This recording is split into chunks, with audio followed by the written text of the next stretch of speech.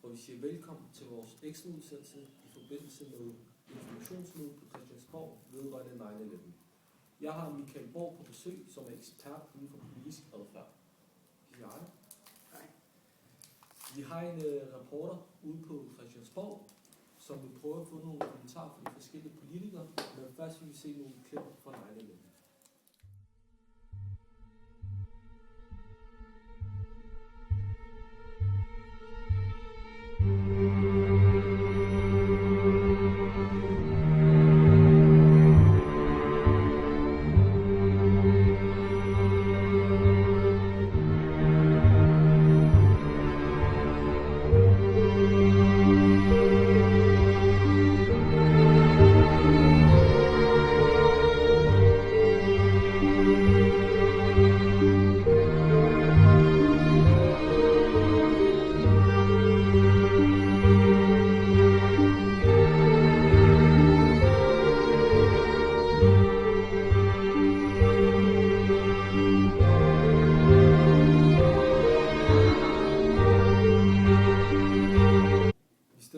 Til vores reporter ude på Christiansborg for at høre, hvad hun har at sige.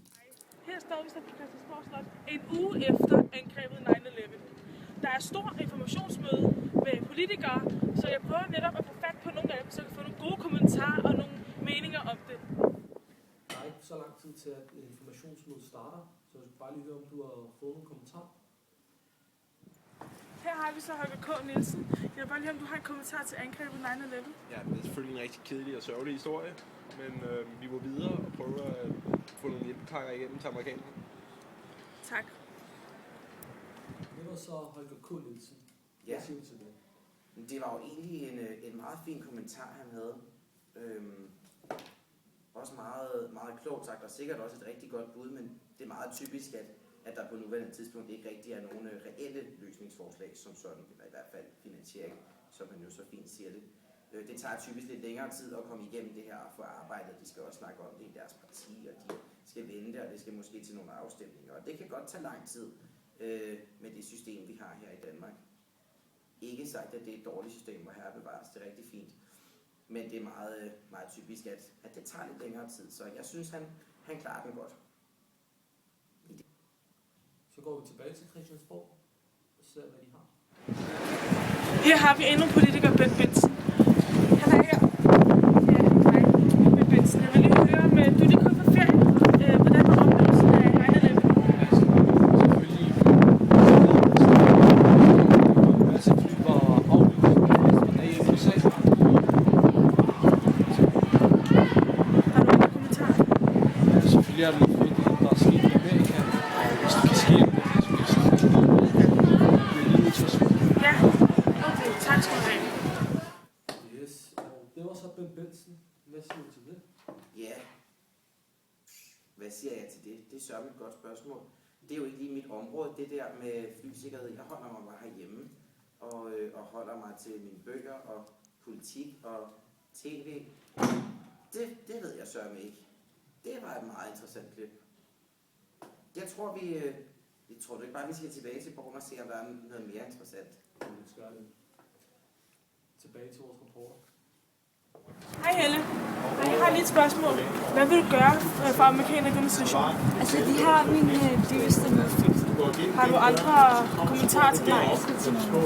Det er jo. Det var så Helle Thorning-Schmidt. Hvad siger du til hendes kommentar? Meget typisk Helle. Meget typisk Socialdemokraterne, synes jeg har observeret efterhånden. At jeg synes, de vil gerne sige et eller andet, men udtrykker altid noget helt andet, end det, der i virkeligheden bliver spurgt om. Det er generelt noget, politikere er rigtig gode til at snakke udenom. De kommer med et svar tit, men ikke nødvendigvis på det, der altså bliver spurgt om, som vi så meget fint ser Helle gøre i det her indslag. Så ja, det var som man kunne forvente det. Yes, vi går lige tilbage til Christiansborg for at høre, om hun har fået flere kommentarer. Jeg kan for Dansk Folkeparti gående. Hej Pia Kjærsgaard. Hvad vil du gøre efter angrebet 9/11? Jeg synes helt bestemt, at vi skal stramme op på sikkerheden i lufthavnen og grænsekontrollen i hvert fald. Men har du andre kommentarer? Ikke i øjeblikket. Tak skal du have. Yes, og det var kommentaren fra Pia Kjærsgaard. Igen, hvad siger du til det? Synes egentlig, at det er meget fint, men hun havde måske lige lovligt travlt til sidst. Det ligner ikke nødvendigvis Pia Kjærsgaard. Hun kan godt lide at ytre hendes mening tit i hvert fald. Så det er måske lidt usædvanligt, men selvfølgelig også, at hun kommer selvfølgelig med noget sagligt fint i starten. Så det ved jeg ikke. Det er meget godt, tror jeg. Det vil godt lide. Det er fint. Og tilbage til Christiansborg. Fogh Rasmussen gående op ad trapperne.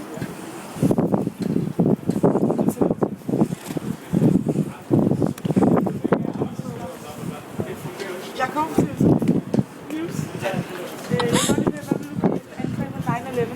Jeg synes afgjort, at vi skal intensivere vores militær, og helt klart sætte mere ind på at finde de formodede gerningsmænd, som står bag det her, og måske også noget militær, noget der ligger bagpå. Jeg synes afgjort, at vi skal gøre rigtig meget for det her, for det er meget vigtigt. Det kan have mange konsekvenser. Men nu skal jeg altså. Tak skal du have, og det var så det fra Christiansborg. Yes, det var så statsministeren Anders Fogh Rasmussen med hans seje bodyguards. Ja, Hvad synes du om det? meget indviklet kommentar, han kommer med der. Alt for langt, uden nogen punktummer. Det forstod jeg næsten ikke noget af, altså. Hvad han gerne ville, og hvad han ikke ville, det fik jeg ikke helt fat i. Men ja, det ved jeg ikke. Han så da meget pæn ud, så det er da meget okay. Det ved jeg ikke.